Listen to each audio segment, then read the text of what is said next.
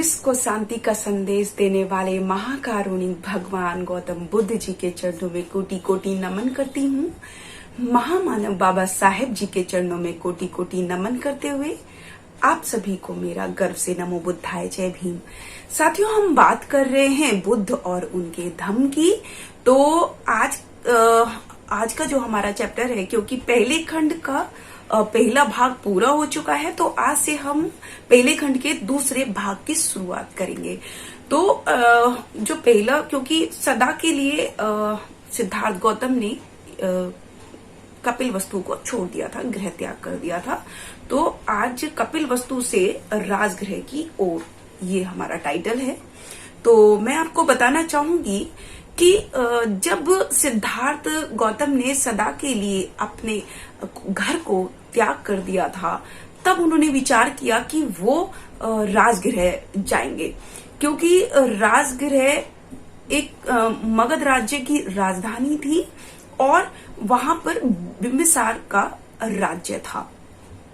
राजगृह को बहुत ही महान दार्शनिक और चिंतक जो हमारे आचार्य थे, वो राजगृह को अपना मुख्यालय मानते थे, क्योंकि सभी लोग वो जगह को बहुत ही अच्छा मानते थे। तो सब लोग वहां जाया करते थे। तो इसलिए सिद्धार्थ गौतम ने भी सोचा कि वो भी वहीं जाएंगे, और उन्होंने इस विचार को लेकर वो आगे बढ़ने लगे।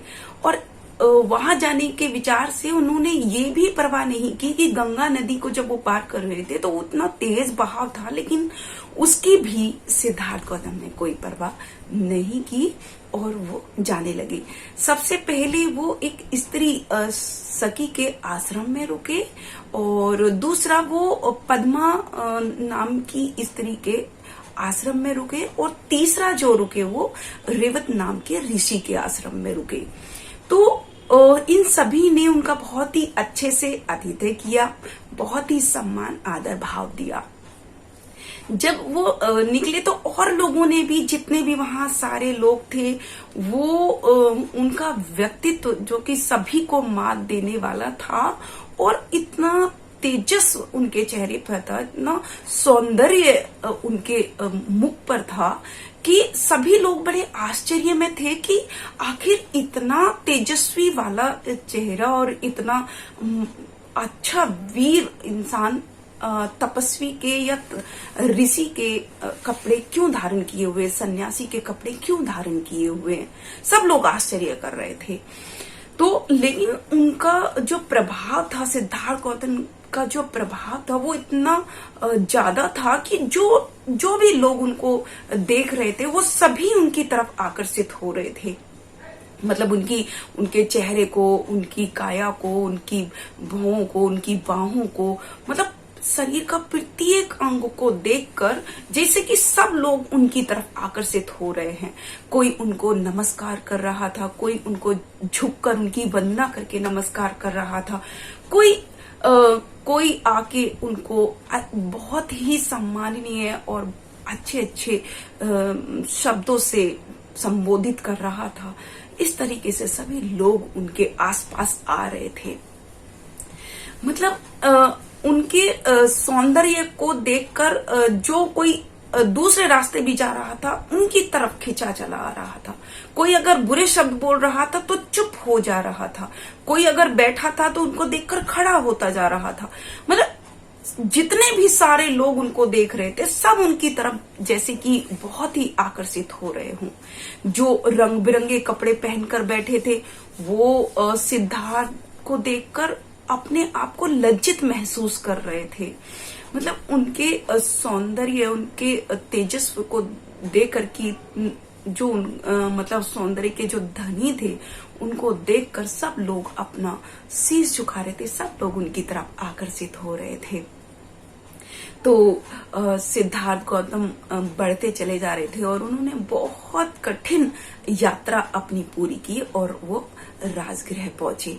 जब वो राजगृह पहुंचे तो राजगृह जो है 5 पहाड़ियों से घिरा हुआ था, और चारों तरफ से वो पहाड़ियां उसको सुरक्षित रखे हुए थी और सुशोभित कर रही थी, अलंकृत कर रही थी।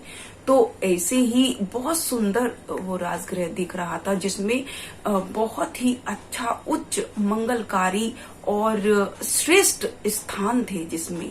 तो ऐसा वो राजगृह था। और एक पहाड़ी के नीचे सिद्धार्थ गौतम ने अपने ठहरने के बारे में सोचा और एक स्थान को चुना।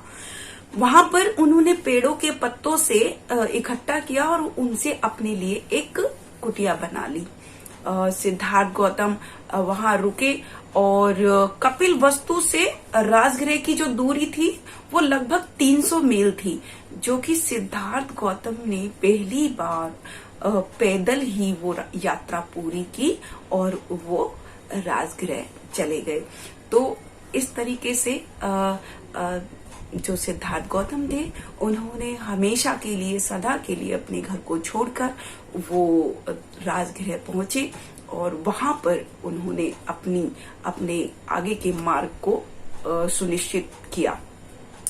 तो इस तरीके से आज का हमारा जो चैप्टर है वो यहीं खत्म होता है।